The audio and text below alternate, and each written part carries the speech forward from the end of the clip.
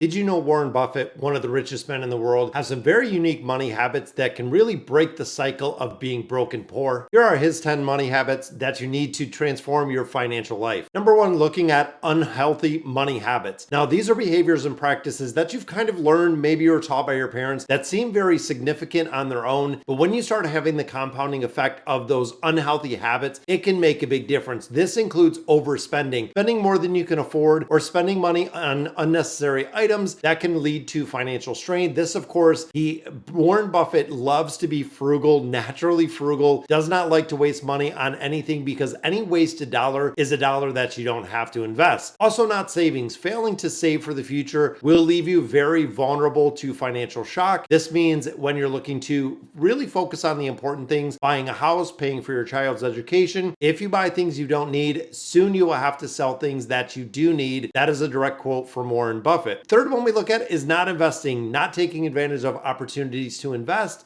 Money can prevent you from growing your wealth and achieving financial security. It is crucial to start investing as early as possible, followed by not paying your bills on time. Incurring late fees will damage your credit score. Not paying your bills on time will have a long-term negative consequence, not only on your credit score, but also the money that you're paying for those. And the final one in this list is not having a plan. Failing to set those financial goals and having a plan to achieve them will really stop you from moving forward. Buffett always has a plan for everything in his life.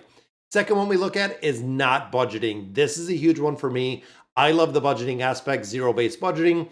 Budgeting always helps you understand and really get a grasp of your financial situation.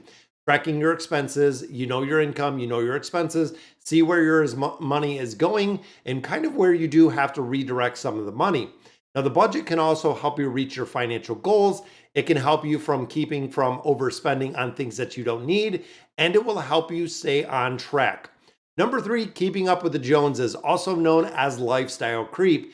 This is really in comparison and competing with your neighbors, with your friends, with your family, which is kind of crazy because lifestyle creep can be just absolutely detrimental to your finances. It leads to overspending. It leads to the accruing of debt.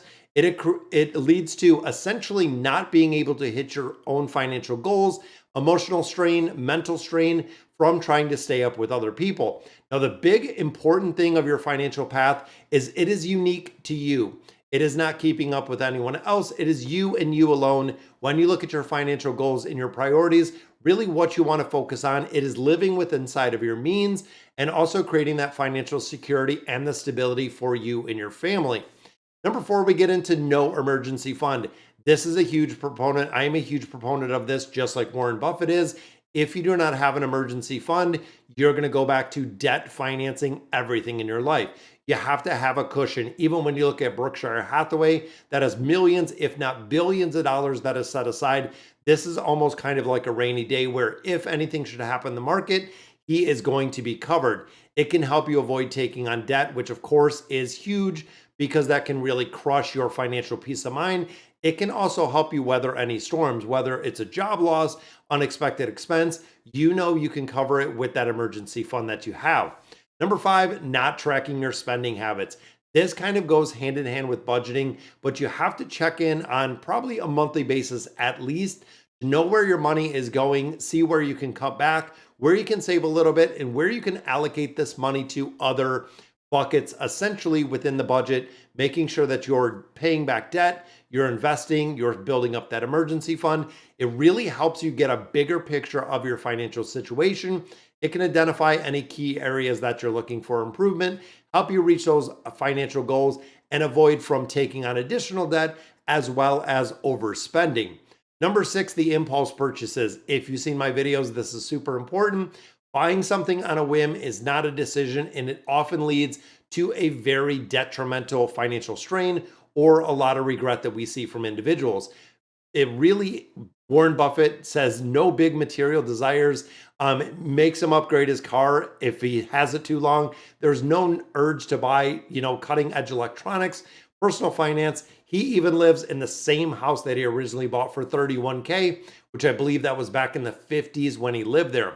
Now, if you're not following this, really the impulse purchases lead again to overspending. It leads to debt. It kind of throws out of the alignment of your financial goals. And a lot of people regret a majority of the purchases that they do make later.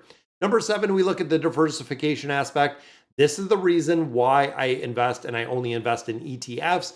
It is the diversification. Diversification refers to spreading your investments across asset classes, making sure that you do have a limited kind of risk tolerance out there, because if one sector takes a hit, such as technology, everything else is going to be okay with all of the stability. This will impact you and really reduce the potential losses that you could see in your portfolio. Warren Buffett holds 99% of the net worth income in Berkshire Hathaway. However, Berkshire Hathaway owns 65 companies with over 260 subsidiaries. This is the ultimate diversification, including the S&P 500. Now, why is this super important? Number 1, you get to mitigate the risk that you have. 2, you can maximize those returns. And 3, you have a really solid buffer against the volatility that we do see within the market. Now, number 8, and again, this is one thing that I really focus on, as well as Warren Buffett. Financial plan is a roadmap of where you're going financially.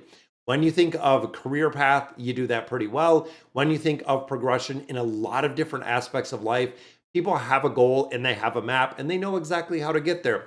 When it comes to finances, a majority of people are completely different.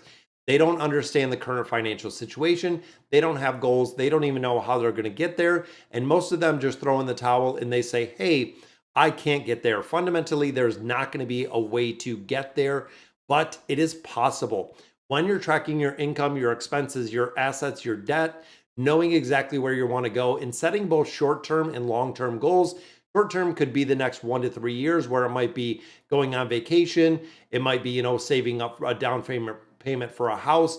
Long-term could be looking at retirement planning, could be looking at kids' college funds, a lot of different things, really identifying what you want and what you want in life, building out the roadmap, exactly how you're going to get there, and also checking in on a regular basis just to review exactly how it's looking. Number 9, paying too much in taxes. This is one of the big things when you look at your financial well-being. Every dollar that you're giving to the government is one less dollar that you do have to spend. The more that you can keep of your paycheck, and this really goes for taxes as well as your liabilities with your expenses. When you get your paycheck, the more of your paycheck that you can keep, the better. Now, by doing this, really, again, maximizing your tax savings, it helps you keep more money, and it also keeps your income to help you achieve those financial goals. It's going to give you the ability to save, build up the emergency fund, invest, repay debt, anything you need to, because it's also going to afford you a lot of financial flexibility because you don't have quite the tax burden, meaning that you're going to have, again, more to save, more to invest, overall increasing your well-being and your financial stability by securing your income.